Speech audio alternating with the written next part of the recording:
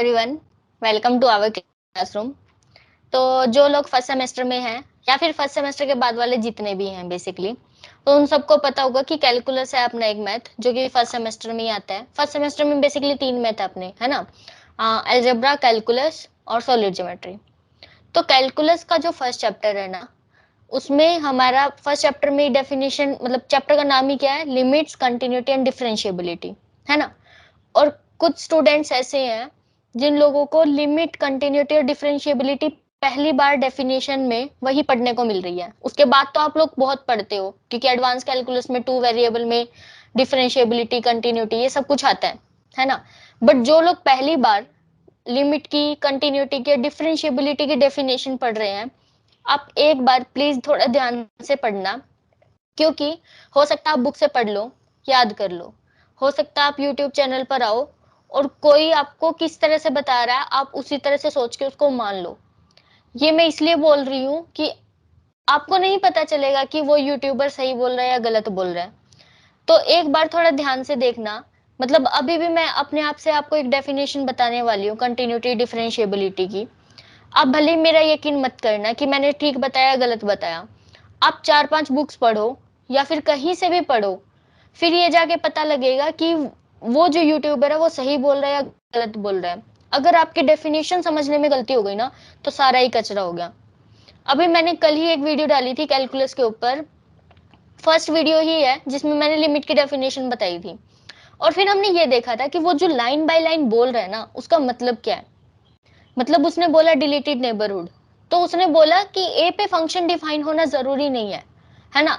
तो लिमिट के लिए जरूरी नहीं है कि फंक्शन हमारा डिफाइंड हो उस पॉइंट पर।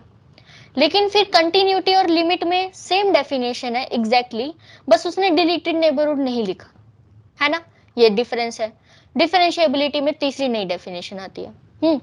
तो लिमिट की डेफिनेशन मैंने अपनी तरफ से बिल्कुल एकदम बेस्ट तरीके से समझाई है। और एक एक लाइन, एक एक क्या बोलते हैं वर्ड, उसको पकड़कर हमने देखा कि इसका ग्राफिकली मीनिंग भी क्या है, कि कौन सा हमारा फंक्शन लिमिट देगा, लिमिट एग्जिस्ट करेगी या नहीं करेगी, है ना। वो चीज हमने देखा। बट ये चीज मैं क्यों बोल रही हूँ, क्योंकि अभी थोड़ी देर पहले मेरे एक स्टूडेंट ने मेरे को एक वीडियो का लिंक शेयर किया, जिसमें कि उसने बोला कि देखो मैम, यहाँ पर कंटिन्यूटी की डेफिनेशन कुछ इस तरह से बताई जा रही है ग्राफिकली, और जो कि गलत है। तो मैं अभी आपको एक बार वो वीडियो दिखाती हूँ, ठीक है, और फिर आप एक बार ध्यान से देखना और फिर मैं बताऊंगी कि उस वीडियो में क्या गलती है। तो मैं ये नहीं कह रही कि मैं सिर्फ उस पर्टिकुलर यूट्यूब चैनल को टारगेट कर रही हूँ, मेरी उनसे कोई दुश्मनी है, ऐसा कुछ नहीं है। मैं बस ये कह रही हूँ कि अगर मैं भी गलती करती हूँ तो आप लोग बिल्कुल खुल के यकीन मत करो। अगर मैं डेफिनेशन बताने में कुछ भी हिचकिचाहट कर रही हूँ या फिर अगर मैं कोई गलती कर रही हूँ, तो आप लोग कमेंट बॉक्स में भी लिख सकते हो या फिर मुझे खुद भी मैसेज कर सकते हो कि मैम आपने ये चीज गलत बताई है, ताकि या तो मैं उस वीडियो को डिलीट करूं या फिर हम कुछ ना कुछ उसको सुधारें, है ना, वो चीज करें। तो ये चीज थोड़ा ध्यान रखना अभी, क्योंकि वो उन्होंने, उनके बहुत अच्छे सब्सक्राइबर हैं। लेकिन ऐसा हो सकता है ना कि इतने सारे बच्चे अगर पहले ही सेमेस्टर में पहला ही चैप्टर अगर पहले ही डेफिनेशंस गलत पढ़ेंगे तो फिर वो आगे क्या सीखेंगे, गलत ही सीखेंगे।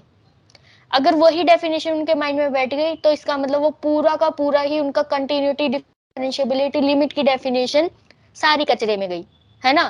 क्योंकि ये जो बेसिक डेफिनेशन है ये आपके नेट में भी काम आएंगी, आगे आप एमएससी एंट्रेंस दोगे वहां पर भी काम आएंगी, हर जगह। जो लोग फाइनल ईयर तक पहुंच गए उनको पता होगा कि एडवांस कैलकुलस में भी सारा कुछ यही है, कंटिन्यूटी, डिफरेंशिएबिलिटी, लिमिट, है ना। 3-4 चैप्टर तो इसी के ही है। तो इसलिए मैं कह रही हूँ कि बहुत ज्यादा इंपॉर्टेंट है बेसिक डेफिनेशंस को अच्छे करना। मैं एक बार पहले आपको वीडियो दिखाती हूँ कि वो कौन सी वीडियो की मैं बात कर रही हूँ, फिर हम देखेंगे कि उन्होंने गलती क्या बताई है ना। चलो देखते हैं। कॉन्टिन्यूअस फंक्शन ग्राफ से देखें तो आपको पता है हर एक ट्रिग्नोमेट्रिक जो फंक्शन होता है क्या होता है, कॉन्टिन्यूअस होता है।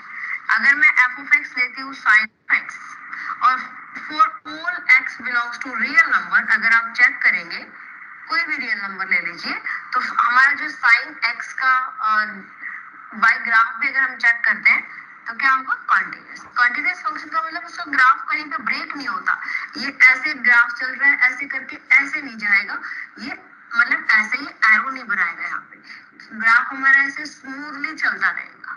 अंडरस्टैंड? तो वो होता है कॉन्टिन्यूअस फंक्शन।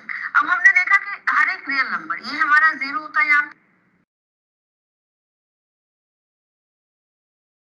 तो अभी आप लोगों ने वीडियो देखी, आप लोगों को लगा होगा कि ठीक ही तो बोल रही है मैम, है ना।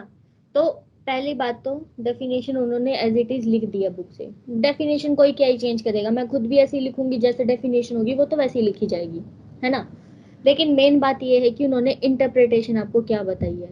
उन्होंने बोला कि अगर आपका फंक्शन कहीं पर भी ऐसे नोक नहीं बना रहा, है ना, उन्होंने बोला कि स्मूथ चलना चाहिए तो जाके आपका फंक्शन कंटिन्यूअस होता है, अदरवाइज वो कंटिन्यूअस नहीं होता। This is totally wrong definition. अभी मैं बताती हूँ आपको कि होता क्या है, कंटिन्यूटी, डिफरेंशिएबिलिटी और लिमिट में क्या फर्क होता है बेसिकली। चलो देखो, तो ये मैंने अभी क्या किया है, सिर्फ अभी हम ये देखेंगे कि कंटिन्यूटी डिफरेंशिएबिलिटी में क्या डिफरेंस है। देखो, कंटिन्यूअस में ना ये डेफिनेशन होती है कि आपका F of x minus F of A should be less than epsilon whenever क्या होगा, x का a से डिस्टेंस लेस देन डेल्टा, है ना। तो ये होना चाहिए for every epsilon greater than 0 there exist a delta greater than 0 such that. तो ये कंडीशन होती है कि अगर आपको हर एक एप्सिलॉन के लिए एक डेल्टा ऐसा मिल जाए जो कि ये नीचे वाली कंडीशन है इसको सेटिस्फाई कर दे, देन वी से कि ओके ये हमारा कंटिन्यूअस फंक्शन है। किस पॉइंट पर, a पॉइंट पर। तो हम कहेंगे f is continuous at a। ये होगी डेफिनेशन की बात। ये तो मान लो कि रट्टा मार लिया आपने, बट इसको समझो कि होता क्या इसका मतलब। इसका मतलब ये है, जैसे मैंने लिमिट की डेफिनेशन में बता रखा है। अगर आप लोगों ने वो लिमिट की डेफिनेशन वाली वीडियो नहीं देखी ना, ऊपर आइकन बटन पर क्लिक करो, आपको लिमिट की डेफिनेशन मिलेगी वहां। और इसमें सिर्फ एक डिफरेंस है, वहां पर लिखा होता है कि आपका जो फंक्शन है ना वो जरूरी नहीं है ए पर डिफाइंड हो, ठीक है। तो यहाँ पर अगर आप देखोगे, उस वीडियो में भी जाकर देखो, और जिन लोगों के पास मैथ है या कहीं पर भी सर्च करके देख लो, एफ ऑफ ए की जगह ना एल लिखा होता है। तो यहाँ पर आपको एल लिखा मिलेगा। एल का मतलब ये है कि जरूरी नहीं है आपका फंक्शन ए पर डिफाइंड हो, तो हमें नहीं पता कि एफ ऑफ ए क्या होगा। इसलिए उसने डेफिनेशन में, लिमिट की डेफिनेशन में बोला है कि F should be defined on deleted neighbourhood of a, है ना। कि ए पर डिफाइंड हो ना हो चलेगा, बट ए के अराउंड डिफाइंड होना चाहिए, ए की नेबरहुड में डिफाइंड होना चाहिए, वो बोला है। बट यहाँ पर कंटिन्यूअस में ऐसा है कि ए पर भी डिफाइंड होना चाहिए, ठीक है। तो अब देखो, कंटिन्यूअस फंक्शन का मतलब ये होता है कि वो बीच में कहीं ब्रेक नहीं हो रहा। उसमें पीक पॉइंट्स हो सकते हैं बट वो कहीं पर बीच में टूटे ना। जैसे कि ये जो फंक्शन बनाया मैंने, सपोज ऐसे बनाया, ये बनाया, ये फंक्शन मेरा कंटिन्यूअस है। लेकिन उन चैनल के अकॉर्डिंग उन्होंने बोला कि जहां जहां पर आपको ये पीक पॉइंट मिलेंगे ना, इसका मतलब फंक्शन यहाँ पर कंटिन्यूअस नहीं है, ये गलत है। यहाँ पर मेरा फंक्शन कंटिन्यूअस है, ठीक है। डिसकंटिन्यूअस फंक्शन कौन सा होगा फिर? डिसकंटिन्यूअस फंक्शन कुछ इस तरह का दिखेगा जब आपके पास कहीं पर ऐसे हो, सपोज यहाँ पर ब्रेक आ गया और फिर ये, ठीक है। बीच में टूटना नहीं चाहिए फंक्शन, मैं बस ये कह रही हूँ कि गैप ना हो फंक्शन के बीच में। लेकिन फंक्शन में ऐसे एकदम से चेंज आ सकता है, मतलब दिस इज अलाउड कि एकदम से उसने पाथ चेंज कर लिया, है ना। और ये हमारा डिसकंटिन्यूअस हो गया इस पॉइंट पर। ये यहाँ पर अगर ए पॉइंट है तो मेरा फंक्शन इस ए पॉइंट पर डिसकंटिन्यूअस है। डिफरेंस समझ आ रहा है कि बीच में फंक्शन कहीं पर टूटना नहीं चाहिए, उसको बोलते हैं फंक्शन हमारा कंटिन्यूअस है, चाहे वो कुछ भी कर रहा है बीच में चलेगा। फिर बात आती है कि डिफरेंशिएबिलिटी। अब डिफरेंशिएबिलिटी का मतलब होता है स्मूथनेस। स्मूथनेस बेसिकली जब भी डिफरेंशिएबिलिटी का बात मतलब होएगा, उसका मतलब है कि हमारा फंक्शन स्मूथ है ना, वो एकदम ऐसे लहराता हुआ चल रहा है, जैसे कि उन्होंने अपनी वीडियो में बताया। बट उन्होंने बोला कि वो कंटिन्यूअस फंक्शन होता है, नहीं। जब आपका फंक्शन इस तरह से चलेगा ऐसे, तो वो डिफरेंशिएबल होगा। मतलब कि उसने एकदम से अपना पाथ नहीं चेंज किया, यहाँ पर वो धीरे धीरे धीरे चेंज करना स्टार्ट किया और फिर नीचे आया, एकदम से नीचे नहीं गया, ठीक है। तो डिफरेंशिएबिलिटी कौन सा नहीं होगा? जहां पर एकदम से पाथ चेंज हो गया, जैसे कि ये वाला एकदम से उसने पाथ चेंज किया, तो यहाँ पर मेरा फंक्शन स्मूथ नहीं है ना। स्मूथ का मतलब समझ रहे हो कि ऐसे चले, ऐसे ऐसे पानी की लहरों की तरह।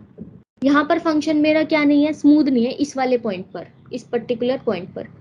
तो यहाँ पर मेरा फंक्शन डिफरेंशिएबल नहीं है, बट बाकी सारी जगह है, क्योंकि बाकी सारी जगह उसने कुछ ऐसा गड़बड़ नहीं की, आराम से चल रहा था वो। यहाँ पर आके उसने एकदम से नाटक किया और एकदम से उसने अपना पाथ बदल लिया। तो this function is not differentiable at this point, but ये कंटिन्यूअस है, ये चीज का डिफरेंस है। ओके, तो आई होप आप लोगों को एक बार ग्राफ से समझ आया होगा कि कंटिन्यूटी और डिफरेंशिएबिलिटी में क्या फर्क है। कंटिन्यूटी में सिर्फ ये चेक करना है कि वो बीच में ब्रेक तो नहीं हो रहा कहीं पर, है ना, बस। और डिफरेंशिएबिलिटी में ये चेक करना है कि वो स्मूथ है या नहीं है। अगर वो ब्रेक हो गया फिर तो वो डिफरेंशिएबल ही नहीं हुआ। देखो, अगर सपोज करो एक दूसरा ग्राफ बनाती हूँ मैं, दिस वन, अगर हमने ऐसे बनाया ये वाला, ये भी मेरा डिफरेंशिएबल नहीं है क्योंकि उसने पाथ चेंज किया ना, तो this is also not differentiable. Okay, और ये भी डिफरेंशिएबल नहीं है। तो इस तरह से अगर फंक्शन में बीच में कुछ भी ब्रेकिंग पॉइंट हो या उसने एकदम से अपना पाथ चेंज किया हो तो function is not differentiable. Just उसमें पूरी स्मूथनेस होनी चाहिए। बट कंटिन्यूटी में ये सब अलाउड है कि आप पाथ चेंज कर सकते हो, बस बीच में से उसको तोड़ो ना, है ना, ये सब चीजें। ओके, आई होप आप लोगों को क्लियर हो गया होगा। और प्लीज आप थोड़ा सा ध्यान रखना कि मतलब मैं ये नहीं कह रही कि वो चैनल गलत है, बट मैं ये कहना चाहूंगी कि आपको थोड़ा सा खुद भी कॉन्शियस होना पड़ेगा कि आप जिस चैनल से पढ़ रहे हो ना वो ठीक है या गलत है। आप लोग पे करके भी पढ़ते होंगे वहां पर, ऐसा ना हो कि आप लोगों के पैसे वेस्ट हो जाएं। I am just saying this, क्योंकि मुझे नहीं पता था उन्होंने क्या पढ़ाया है, वो तो मेरे किसी स्टूडेंट ने भेज दिया, तो आप लोगों को पता लग जाएगा। नहीं तो थोड़ा खुद से ही ध्यान रखना। ओके, ओके, और भी कुछ हो कमेंट बॉक्स में लिख के बताना। आपको किसी की भी डेफिनेशन समझ ना आई हो तो मैं बताऊंगी आप लोगों को, ठीक है।